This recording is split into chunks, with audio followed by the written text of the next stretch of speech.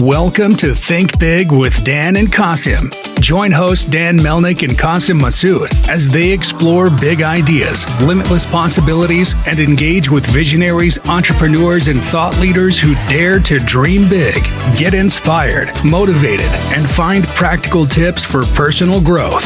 Think big, dream bigger, and ignite your potential.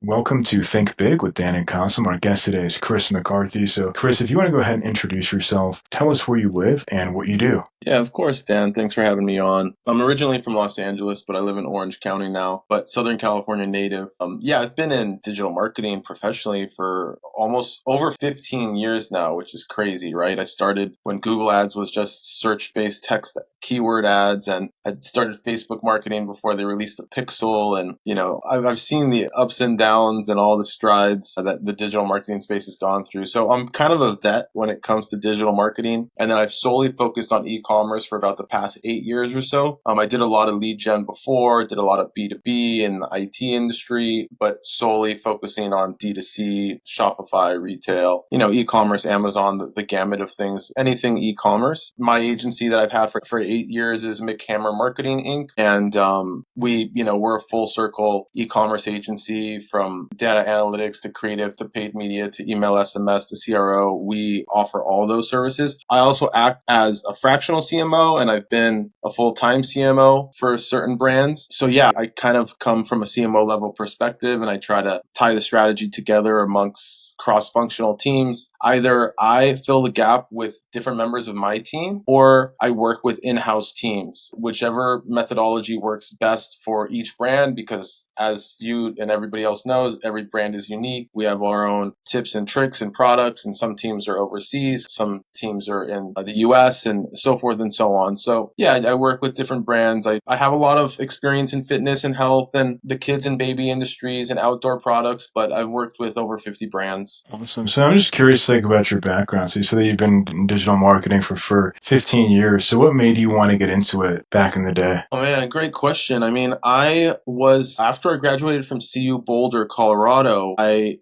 had a political science degree. I'm still very interested in politics to this day, but that seemed like a dead end career-wise. It doesn't seem like there was too many open doors. And so I quickly got into finance. I was actually a licensed investment banker at Chase Bank, and I also was a financial representative for MetLife and a number of other insurance and investment firms. So I did that for about 2.5 years, 3 years. And I just felt like it wasn't for me. The sales aspect of it, the cold sale aspect of it wasn't for me, but the marketing aspect I absolutely love in terms of like those early days of getting your website together. I'm trying to track web stats and so forth. That part of what I learned in finance in terms of trying to build my business in finance and investments and insurance, that aspect of it, that marketing aspect of it, I loved. So I searched for other things. I knew that marketing was the direction that I wanted to head in. And so I started to get small roles as an email specialist, an SEO specialist, a copywriter, or just I was even managing the marketing for salons and that type of a thing. And that's where it started. Got it. That's awesome. So as you said, right, that you've been doing this for some time and this space has changed a lot. So I guess what are some of the biggest change that you've seen from when you first started to now here in 2025? I think it's the level of competition online, much more, I hate to use the word saturated. Essentially, it was a lot easier when,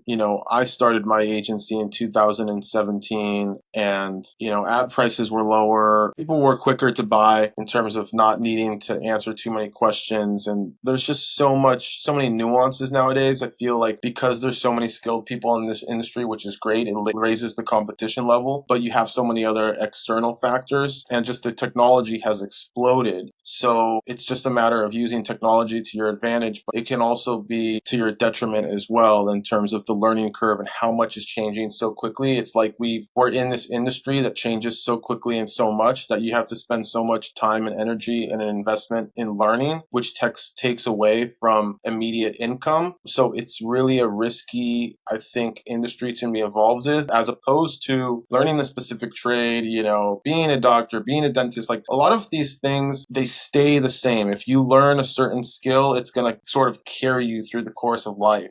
Digital marketing e-commerce is the complete opposite. And in many ways, I would describe it as the most complex business in the world, just essentially because how complex the internet is. It's essentially equivalent to the complexity of the internet in a certain way. So there's no ends to a mean. It's an infinite amount of possibilities, but it's also an infinite amount of intricacies that are involved in online businesses. Yeah, for sure. I agree. Yeah, there's a lot of competition. There's a lot of different providers. And I think in general, right? I mean, not just in the agency space, but in general, when it comes to e-commerce, buyers are more sophisticated, and I think people are more kind of reluctant in general to buy, whether it's services or products. I guess when it comes to e-commerce marketing, right? Because you say you've been doing that solely since 2017. Lots of changes there in the last 8 years as well. So if you can just talk more about that in terms of even, channels to kind of scale brands and platforms. Obviously I think most brands today are on Shopify. So I'm curious about that. Yeah, I mean, I think we've heard it before to where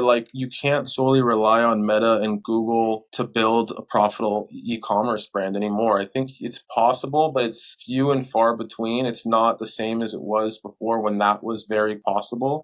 I scaled the company from 0 to over 50 million in Shopify sales by, for the most part, focusing on Meta and Google. Obviously, we were open on different channels, but that methodology wouldn't be as effective anymore for various reasons today. So getting exposure and brand awareness in different areas is the trick nowadays, which is very hard to accomplish at a profitable rate, but you have to utilize different mechanisms in order to. So I feel the investment that is needed to grow a successful e-commerce brand is larger than it was before. Yeah, for sure. So I guess in terms of what was that investment in 2017 from your perspective? What is it now in 2025 to actually be successful? I mean, let's say you had a few $100,000 and you were somewhat profitable in ads, you might be able to scale to the moon, right? But it almost feels like that few $100,000 is now the equivalent to having $1 million in cash flow and needing that cash flow to find out what's going to work and what's not going to work and be able to scale the brand to a point that revenue is sustainable and at a point where profit actually makes sense to grow the company. So, there's a lot of VCs and there's a lot of investment tools out there, but bootstrapping a company is much harder nowadays. For sure. Yeah, I definitely agree with that. I guess now, right, it's AI is playing a big role when it comes to creatives, when it comes to Meta, when it comes to search on Google. So I guess in terms of your agency or just what you're seeing in your CMO work, where are you seeing it make the biggest impact? I'm seeing it make the biggest impact when it comes to email, SMS, and retention. Everybody is talking about it. I actually just did an AdWorld presentation that will release soon, and I spoke to AI and e-commerce. It had nothing to do with creatives, right? The ability that ChatGPT has for creatives or these other platforms have for creatives, that's great and that's growing, but it's not exactly where I feel people think it is. It's a few years away to where, right, this is really going to replace a lot of the mechanisms that we have, and it's great to learn and implement about it, but I feel like the low-hanging fruit and what's actually working much more effectively now is AI in terms of smart IDing people on your website that haven't engaged with you yet, trying to get past cookies on certain browsers, cross-browser identification, predictive upsells and upflows and abandonment to be able to upsell or get people to convert their cart that we haven't necessarily identified through standard mechanisms through the metapixel. It's sort of like they call it a super CAPI method on certain platforms, or they call it, a predictive AI offer when it comes to using AI to show a pop-up to certain people that have not signed up. They've exited the pop-up that you've given them through Klaviyo or Attentive or ProScript, right? But the AI is going to use different signals to determine when do I show that pop-up again to determine when they're going to subscribe. So using AI to get more subscribers through email and SMS, using it to get more people through your flows in email, SMS, as well as through campaigns, and just overall trying to enhance the data that AI can give you on the back end through certain softwares and platforms. For sure. And I guess when it comes to things like AI for content, obviously I think it's a controversial subject, but do you feel like it's something that can be used and leveraged for email SMS? AI and content in terms of image generation? Image generation, in terms of text generation, in terms of writing emails for you. I guess where do you kind of, I'm sure it can probably help with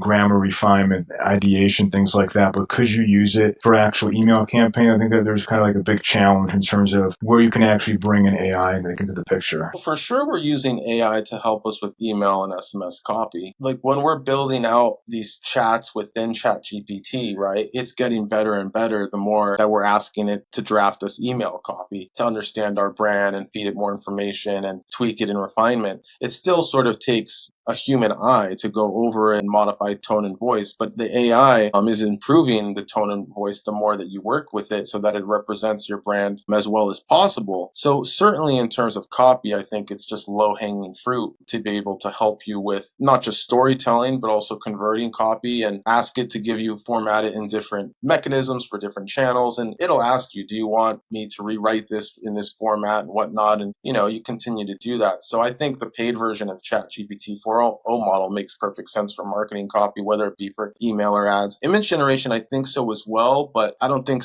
as much as it applies to copy. But certainly, I think that for the most part, the people that have mastered this, they've mastered a few different platforms at once. They're prompt engineers and they're getting really good at prompts. And that's really important, right? Just engineering prompts that are going to help the AI create the type of creatives that you need, whether it be for video or for images. People are getting really, really good at that. And I give them all the credit in the world, right? All the props in the world that, even if this video looks like AI, it looks really good. And does it even matter that people are going to see it as AI or not, right? Like we're used to AI. And so even if people identify it as AI, the question is to whether or not is it effective or not from a conversion standpoint. Yeah, it has roles in various formats. I just feel like certain platforms are overpromising, certain people are overpromising, and this can do that and this can do that. And it really is just not there. For sure. I guess in terms of tools that you do actually use, like what are some of the ones where you've found the most success? The ones that I was speaking about in terms of the tech stack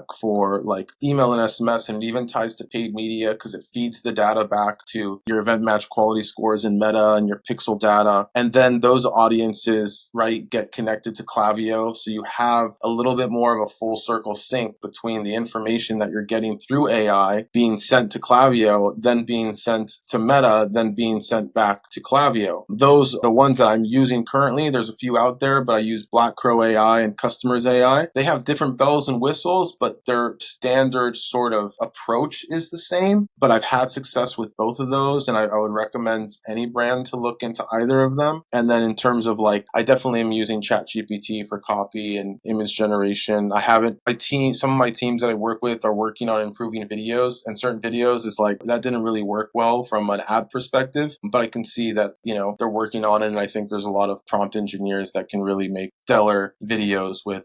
Yeah, I agree. I think it's something, just to your point, Chris, you kind of have to be careful with, but it seems like it does get better, time over time, and AI learns. And I think the future is going to be interesting. I mean, do you see a time where you might not even need actual humans, where you can literally have a brand with all AI, or do you think that you'll still need kind of people watching the AI to make sure it's doing the right copy and the right ads, etc.? Yeah, I mean, I think you're always going to need people. I don't understand the concept that AI can take over completely. I mean, what is the point of AI if there's no people benefiting from the AI? The use of AI, the idea that AI is going to take your job is not as accurate as the idea that someone that can use AI better than you can is going to take your job. Yeah, exactly. That makes sense. Obviously, now we're kind of at the halfway point of 2025. So what are you focused on for the rest of this year? This year, I'm really focusing on trying to get more top of funnel traffic outside of Meta, right? Whether it be through CTV or through Pinterest or through Snapchat or through X. Even radio is coming into discussion for certain brands. How do we make Meta advertising that much more effective? Because Meta, as we all know, loves to remarket and shove everything down to ASC. So, obviously use your tactics with exclusions and, all the different tactics you can with testing. Even interests are still working within Meta. Don't just overlook everything and put everything up to Meta's broad algo. And then CRO and just branding and implementation and presentation of the product, right? Whether it be through 3D modeling or 360 photography that allows for engagement technology on certain product pages, or redesigns that are going to uplift uplift the brand, make it more user friendly while not being overwhelming, while also being simplistic and enhancing the user experience. I feel like, there's something to be said in terms of simplicity, but also trying to maintain a premium brand, right? Sometimes those clash with each other, but, trying to do that in a nutshell is sort of where I'm at. Got it. So if you could go back in time to before you started this business, what is the one biggest piece of advice that you wish you knew? That I'd given myself back before I started? I don't know. That's such a tough question because you just don't know what you don't know until you go through it and experience it yourself. I think the assumptions can run wild, but I think from an agency perspective, I think I would have given myself the advice to not let go of lead generation and perhaps B2B completely, right? That I should have probably tried to develop different channels within my own organization that could have serviced multiple different industries at once. So for example, I used to do a lot of lead generation for gyms, right? I was very successful with that. Because e-commerce had gotten so large and successful, especially during COVID, I kind of gave that up. Where in retrospect, I could have just kept the team that I had or developed a larger team to maintain that without my active level of management. So it's sort of a trade between the two. And so I feel like not developing more streams of income at an earlier point in time would have been more beneficial. Makes sense. So if somebody watching this wanted to work with you or reach out to you, do you mind sharing your website and social media? Oh, yeah, of course. I just redid my site actually, and it was the site that I had originally built myself when I was a front-end web developer. I still do web dev with my team, but I handed off to developers. But yeah, it was just such an old site, and I'm glad that I redid it. So I'm glad to share it. My agency is McHammer with one C, but the domain has always been MCC Hammer, and obviously that's a play on the hip hop artist MC Hammer because I was called MC Hammer as a kid, and that just kind of stuck with me. But my last name being McCarthy, McHammer Marketing Inc. But yeah, mcchammer.com is my site. On Instagram is MCCHAMMA, McHamma without the ER. That's a shout out to my family in Boston that never uses the R whenever they speak. The R just doesn't exist in Boston. But yeah, I'm on LinkedIn, Chris McCarthy. You can find me there. I'm trying to be more engaging there and try to provide as much value. So I hope that, you can share your information with me and we can grow and learn together. And I really have the utmost respect for everybody in e-commerce because of the complexity, especially if you've been in it as long as I have. And I just really want us to make it the industry that it's always meant to be because I see a bright future. E-commerce is still just going to be a growing aspect of the future. And I just hope that it's as profitable as one for everybody has been for me. So, let's do it. So, well, Chris, thanks so much for your time today. Thank you, Dan. I appreciate it for having me on. You take care, Dan.